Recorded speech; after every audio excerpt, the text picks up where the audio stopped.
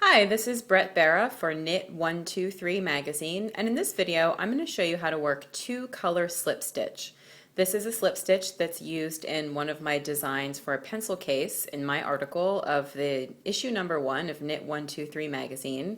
So you can check out the magazine to get a pattern using this stitch pattern. But here I'm going to show you how to work two-color slip stitch. Now this is a neat technique because it's worked with two colors of yarn, as you can see, but in any given row you only knit with one yarn at a time. So it's an easy color work technique for beginners to try. And it's a 4-row stitch repeat. It's 2 rows of gray or your main color, and then it's 2 rows incorporating your accent color. So in the swatch that I've got here, I've worked 2 rows of my main color, which is gray. So that's 1 row that I knitted and that's 1 row that I purled.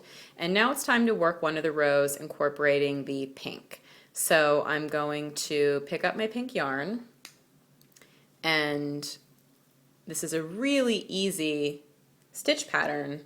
It's easy to remember and easy to master. It's just knit 1, slip 1. So with my pink, I'm knitting 1, and then I'm slipping 1. And to slip 1, you just insert your right needle into the front of the next stitch and just move that stitch over onto the right needle.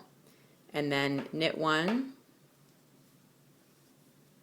slip 1, and again just inserting into the front of the stitch and moving it over without actually knitting it or doing anything to it, just moving it from one needle to the next needle.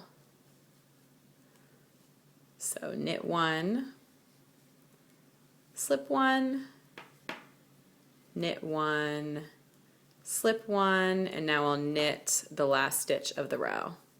And you can see what that did is it made it look like we were working with 2 colors of yarn at the same time. We're getting pink stitches and gray stitches, but actually we only worked with 1 color of yarn, the pink, and every slip stitch shows up in the color that was used in the previous row. So this is kind of a really neat, tricky way to make it look like you're working with 2 colors of yarn even though you're only working with 1. So it's really easy to manage. So I'll show you how to work the next row, which is a wrong side row. And basically you're just doing what you did in the previous row, but you're purling instead of knitting. So we're going to purl 1,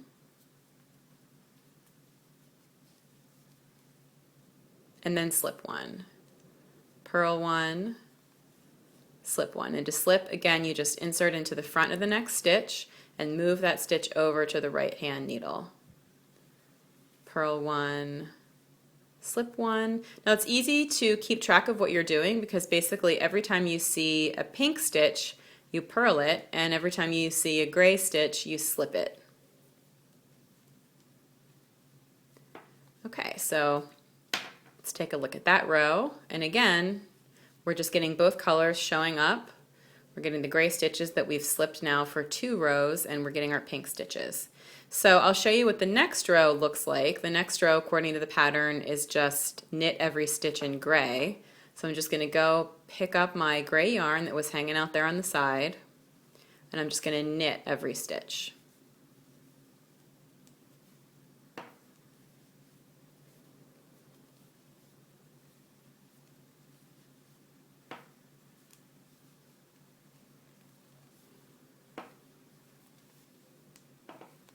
And so now, of course, every stitch is showing up as a gray stitch, which is what we want.